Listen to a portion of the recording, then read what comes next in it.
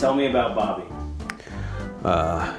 Growing up with Bobby, he was kind of crazy. He would just do crazy things. He would say crazy things. Anyway, one day, my brother tells me that Bobby had a stroke. So I rush down to the hospital and I see his wife. And she says, Joe, she goes, he can't talk. They're bringing him down now. They're gonna do an operation. They're gonna, I think, release pressure on his brain so he could talk.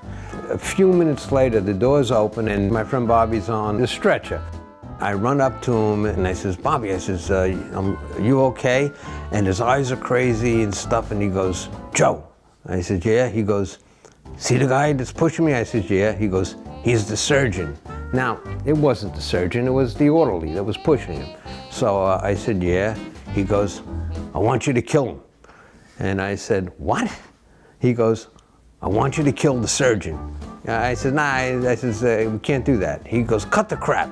We both know you could either do it or have it done. So I says, okay. I says, after he saves your life, I'll have him killed. So he goes, thanks. So they wheel him away.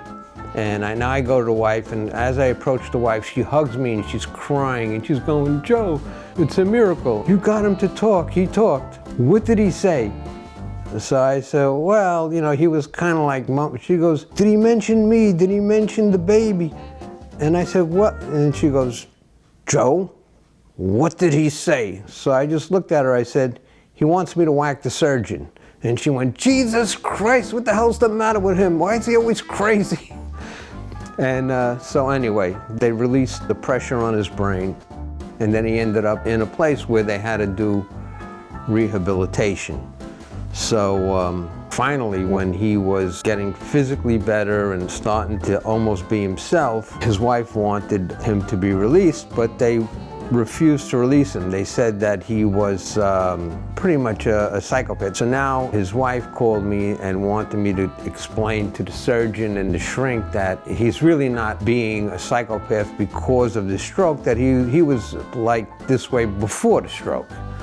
So I said, yeah, that makes sense. So I went to the shrink and I said, listen, it's not that the stroke didn't do it. He's always been like that. He's like normal now. And they said, listen, I'm sorry, but the behavior is not normal by our standards and he has to stay here.